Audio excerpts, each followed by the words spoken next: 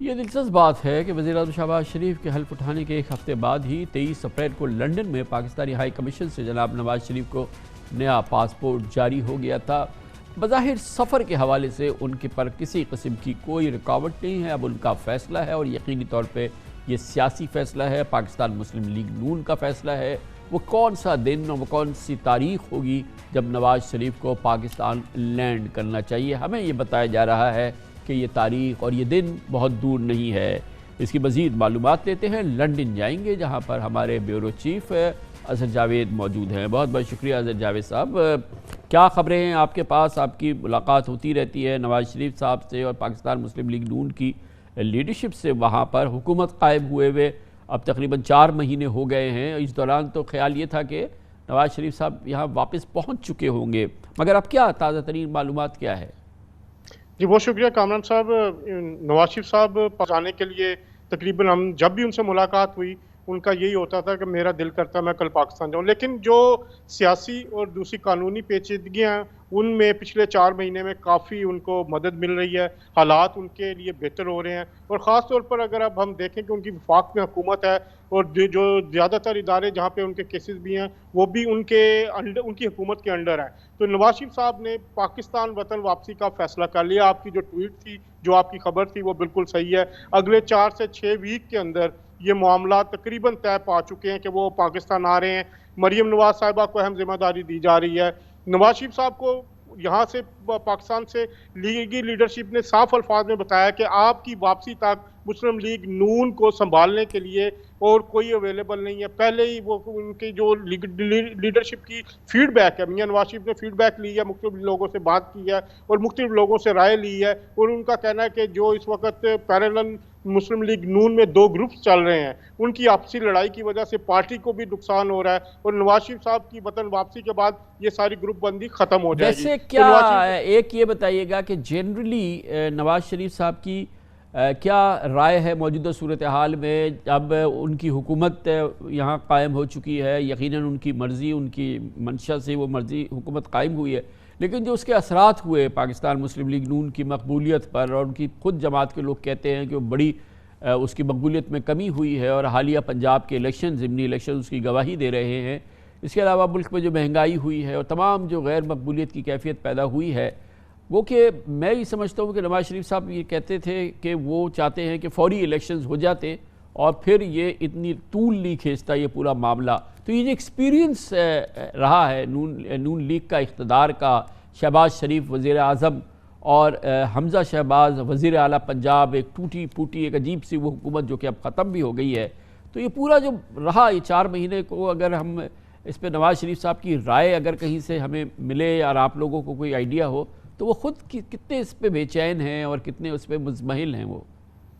कामरान साहब, मैंने ये पूरा प्रोसेस फॉलो किया और तकरीबन हफ्ते में 2 से 3 दिन उनसे इन सारे इश्यूज़ के दौरान मुलाकातें होती रहीं। 4 से 5 महीने जो गुजरे हैं, नवाज शरीफ साहब सबसे पहले तो तरीक़ा अदम एतमाद के हक़ में नहीं थे, लेकिन जो आसिफ अली जरदारी साहब और PDM के दूसरे रहनुमा जिनमें मौलाना फजल रहमान, उनके कहने पे कायल हुए। उसके बाद एक बात बिल्कुल तय थी, आपसे पहले भी डिस्कस हुआ था जब एक दफ़ा जब बात हो रही थी, कि इसहाक डार साहब ने मुझे खुद बताया और मियां नवाज शरीफ साहब की भी यही राय थी कि हुकूमत लेने के 2 महीने के अंदर अंदर नई निगरान हुकूमत और फौरी इलेक्शन की तरफ जाया चाहे।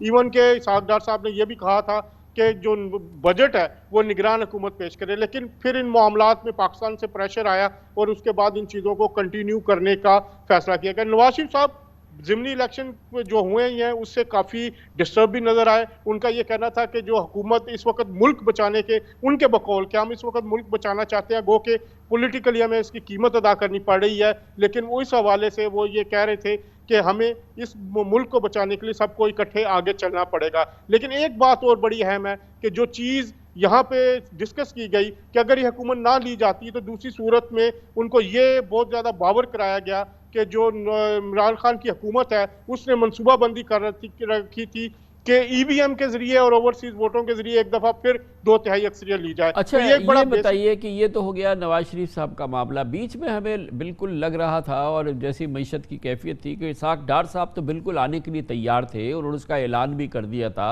और बिल्कुल ऐसा लगता था कि उनके बैग्स भी पैक हो गए हैं, और फिर ऑल ऑफ ए सडन जो है वो उनको लगा कि बाकायदा रोक दिया गया और जाहिर है कि वो एक सेटबैक टाइप की सूरत हाल हुई है। डार साहब का अपना क्या व्यू है, और अगर नवाज़ शरीफ साहब आएंगे तो क्या इसहाक डार साहब भी साथ आएंगे, और ख़ुद उनकी ओपिनियन क्या है? क्योंकि बहरहाल नवाज़ शरीफ साहब के हम पल्ला वो एक बड़ी, अगर हम पल्ला नहीं तो वो बड़े इम्पॉर्टेंट लीडर हैं इस वक्त नून लीग के।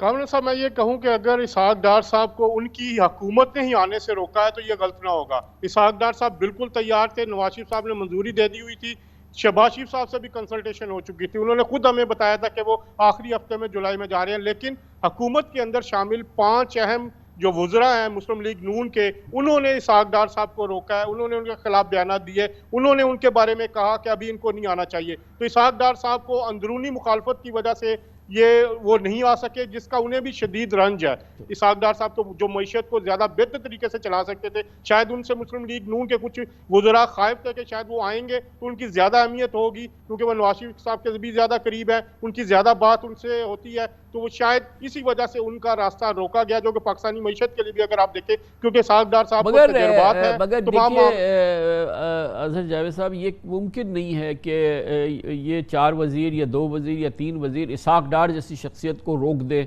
और जिस वक्त उनकी ज़रूरत यहाँ पे मईशत के हवाले से थी।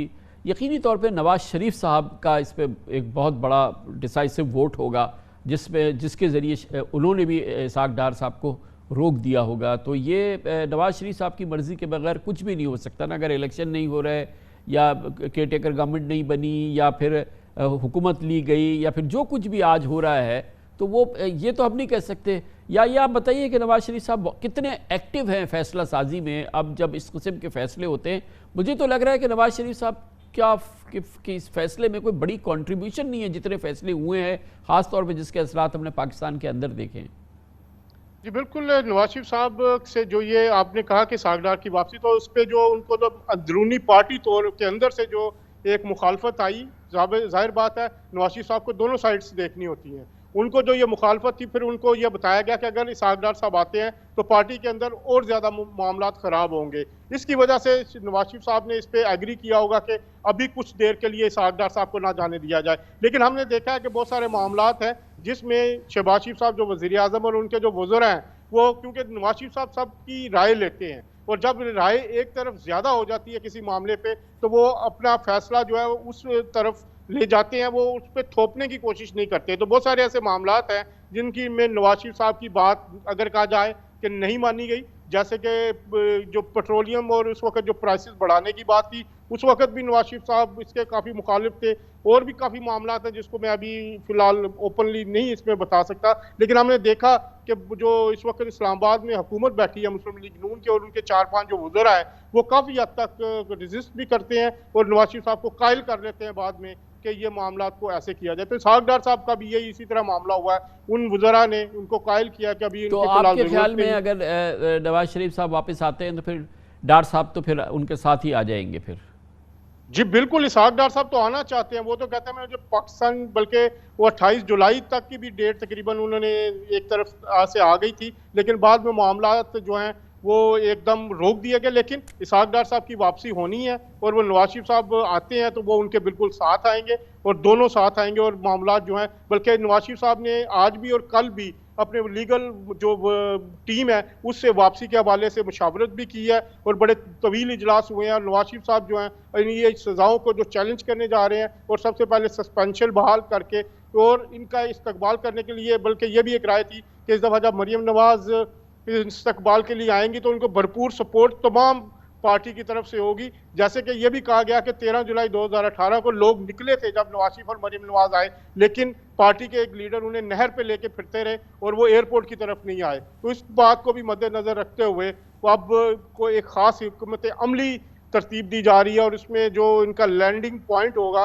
वो ज़्यादा यही क्या सोचा जा रहा है कि लाहौर हो। बहुत बहुत शुक्रिया जावेद, हमारे साथ लंदन से मौजूद थे।